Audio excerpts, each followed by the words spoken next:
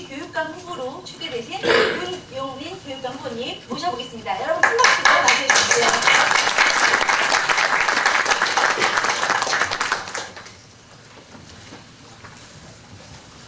어느 체육 선생님이 영향을 주셨는지 모르겠지만 제 아들은 중학교 때부터 학교 체육 선생님이 되겠다고 계속 얘기를 해서 결국 제가 졌습니다.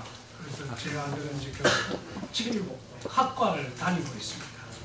여기같이 이렇게 좋은 체육학과는 아니고요. 하여튼 지금 체육학과 2학년 다니다가 군대를 가서 K9 지금 포병부대에서 호신을 매일마다 막 5번씩 닦는다고. 그러면서 저 문산에 있는데요.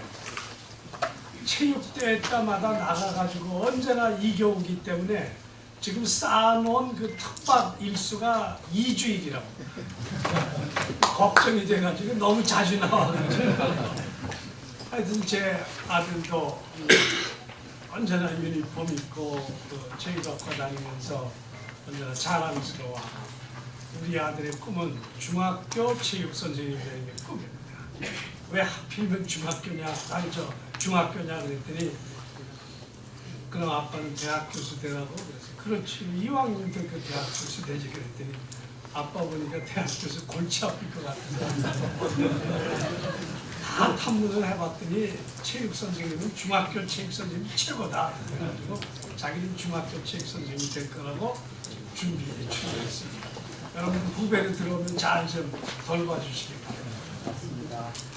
저는요 우리나라 교육이 상당한 위기에 처해 있다고 생각합니다.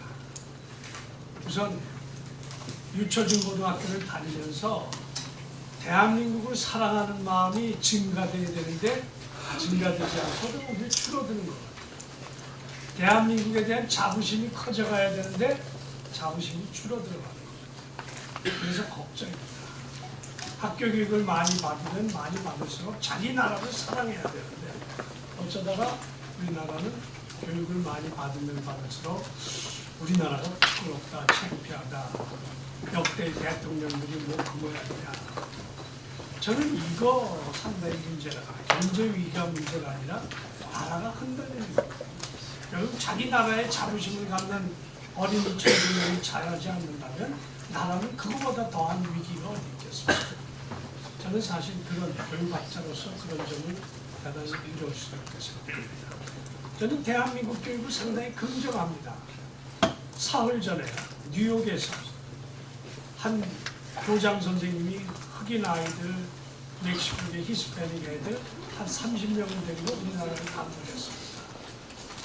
그래서 조선일보가 가서 취재를 했습니다. 어떤 아이들이냐 그러니까 이 선생님이 2000년 초에 한국에 원어민 교사로 와서 저 천안 근처에서 3년 동안 영어 교육을 하고 돌아간 분입니다. 이분이 돌아가서 뉴욕 못 사는 지역에 가가지고 학교를 차려서 지금 학교를 운영하고 있는데 한국 모델을 가지고 뉴욕의 그 슬럼가에 가서 아이들을 가르치면 성공할 것 같다는 확신을 가지고 가서 아이들을 모아서 학교를 세우는 이른바 차터 스쿨을 운영을 해서 거기서 아주 우수한 아이들을 데리고 한국을 온 겁니다.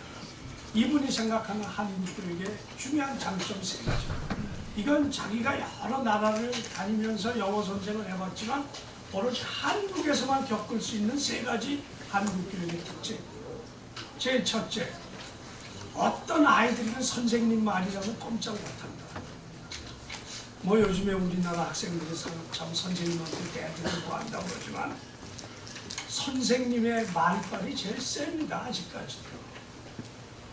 자, 그것이 이 사람 눈에 아주 특이하게 보입니다. 두 번째, 전 세계 어딜 가도 한국 애들처럼 공부해야 된다는 이 열망에 차 있는 나라는 전 세계에 없다.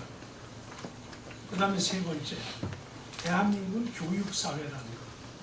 뭐 나라가 무슨 시험 본다 하면 비행기 뜨는 것까지 멈추고 이런 나라는 전 세계에 없다. 이 3가지가 한국을 이렇게 바뀌었다. 이 사람 눈에는 교육의 중요한 특징 그 3가지가 보이는 겁니다. 근데 이 세 가지 특징을 우리가 지금 잃어버려 가고 있습니다. 교직, 사랑과 봉사, 어쨌든 선생님들이 열심히 아이들 가르쳐 주는데 그것을 노동이라는 관점에서 교직을 바라보기 시작하니까 학교 현장에 깨지기 시작합니다. 그게 지금 거의 20년 넘어가는 거였어요. 그러는 와중에 학교 현장은 선생님을 존경하고 아이들이 열심히 공부하고 모든 사회 주변 사람들이 학교를 지원하고 학교를 사랑하는 이 마음이 어느새 옅어져 갑니다. 즉 한국의 고유한 한국적인 교육의 특징이 지금 알게 모르게 사라져가고 있습니다. 저는 그래서 이런 것들을 바로잡는 일이야말로 대단히 중요하다 그런 생각입니다. 제가 꿈꾸는 그 30년 동안 꿈꿔왔던 교육학자로서 행장으로서 이제 이런 우리 아이들 속에 숨겨진 잠재 능력, 소질, 적성 이걸 만유가 없이 발휘시키자. 사람 속에는 얼마나 많은 소질과 적성과 잠재 능력이 숨겨져 있습니다. 우리나라 교육은 그동안 가르치는, 집어넣는 교육이었습니다. 저는 끄집어내는 교육을 강조하는 사람. 그걸 저는 지교경명 또 다중지능 이론으로 뒷받침하고 있습니다. 우리 머릿속에는 집어넣을 것도 많지만 또 끄집어낼 게 더 많습니다. 이 시대, 지식산업의 시대, 창의력의 시대는 사실은 집어넣는 것보다 이제 끄집어내는 것이 더 중요하다는 그런 시대입니다. 그런데 우리나라 교육은 여전히 집어넣는 교육으로 지금 일관하고 있습니다. 사람 머릿속에 수천 수만 가지 잠재되어 있는 광맥 지하수를 끄집어내. 저는 그게 제 철학입니다. 자, 끄집어내려면 어떻게 해야 됩니까? 지금처럼 국어, 영어, 수학 중요한 수능 입시 과목만 집중적으로 가르쳐가지고 속에 있는 광맥과 지하수는 그대로 묻혀 있습니다. 끄집어내는 방법은 뭔가 하면 다양한 체험과 다양한 활동과 다양한 교과목이 골고루 가르쳐집니다. 지금의 커리큘럼으로 얘기하면 모든 교과목이 골고루 잘 가르쳐집니다. 그 속에서 그런 과정을 통해서 사람 속에 숨겨진 다양한 소질과 적성과 잠재 능력이 꼽혀날 수 있다고 저는 생각합니다. 그래서 저는 모든 교과목이 골고루 잘 가르쳐지고 있는데 그런 학교, 그런 커리큘럼이 대단히 중요하다고 생각해서 몇 가지 주요 과목으로 학교 교육이 결정나는 현재와 같은 이런 시스템은 뭔가 고쳐져야 하는 것이 아닌가 저는 그렇게 생각합니다. 그런 속에서 소질과 적성과 잠재력이 골고루 발휘되는 이런 중요한 과정은 틀림없이 그 학교의 모든 정책과 모든 실행이 지덕체의 어떤 균형적인 발달이라는 아마 이런 교육으로 아마 경부하게 되지 않을까 이렇게 생각을 합니다. 여러분들 그 체육이라는 그런 관점에서 신뢰와 동감 이런 제목의 포럼을 가지고 이렇게 4년씩이나 해보시고 아마 앞으로도 영원히 이런 포럼을 하시겠죠.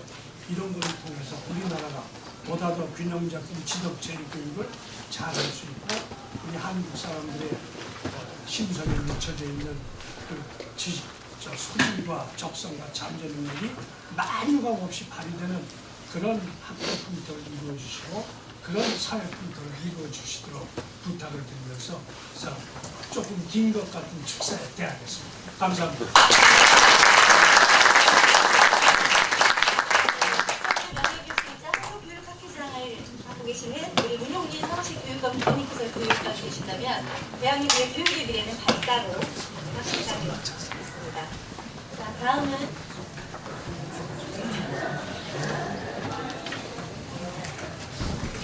국민생활체육회 유정복 회장님을 계신데서 권영규 사무총장님께서 축사를 해주시겠습니다. 여러분 큰 박수로 환영해 주십시오.